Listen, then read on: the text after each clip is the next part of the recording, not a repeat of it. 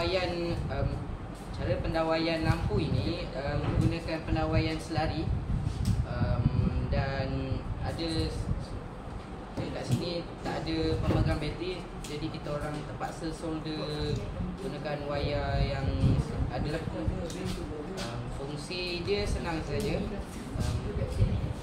Tekan switch dekat atas ni, dia akan bukakan lampu kat dalam dan pusingkan kipas kat depan.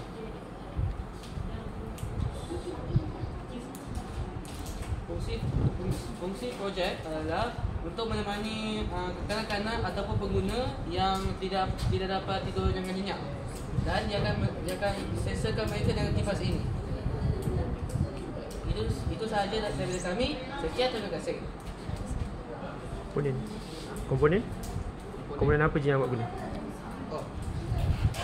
Komponen dia kami menggunakan lampu, bateri, switch toggle dengan motor DC.